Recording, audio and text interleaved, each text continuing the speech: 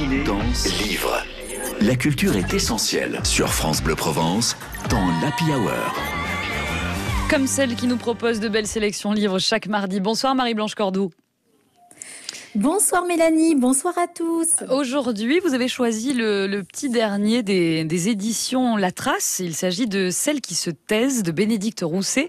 Et justement, pour une fois, et je vous en remercie, vous avez décidé de mettre à l'honneur cette maison d'édition provençale.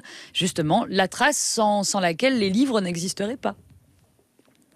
Oui, tout à fait Mélanie, parce que j'aime vous présenter des écrivains, des livres, mais il faut savoir, comme vous l'avez dit, que tout ça n'existerait pas sans ces maisons d'édition qui s'investissent et se battent pour faire vivre les livres, et notamment justement celle-ci, les éditions La Trace, qui est implantée à la fois sur Pralou dans les Alpes du Sud et au Castellet dans le Var.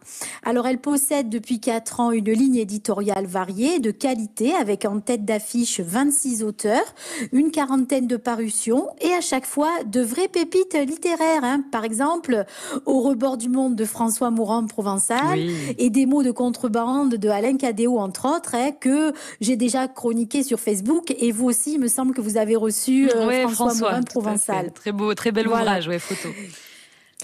Les couvertures sont vraiment somptueuses, ce sont des images encadrées d'un blanc cotonneux. Il y a plusieurs collections, des essais, des romans, des thrillers, des beaux livres, des textes, toujours des livres forts, une sélection de qualité d'auteurs de la région. Donc n'hésitez pas à aller voir sur internet cette belle maison d'édition distribuée dans toutes les librairies. Justement, Marie-Blanche, ce soir, vous avez choisi donc le titre d'un ouvrage, Celles qui se taisent de Bénédicte Rousset. Quelques mots pour nous donner envie d'aller plus loin dans la lecture ? Oui, tout à fait. Alors, il sort ce jeudi, jeudi 13 mai. Il est dans toutes les librairies. Alors, Celles qui se taisent, c'est l'histoire de 2 femmes. On est dans les années 80, un petit village près du Vaucluse. 2 femmes que tout oppose. Augusta, la bourgeoise, aisée, et Caroline, sa femme de ménage, qui est mère célibataire de 3 enfants et qui vit dans la précarité.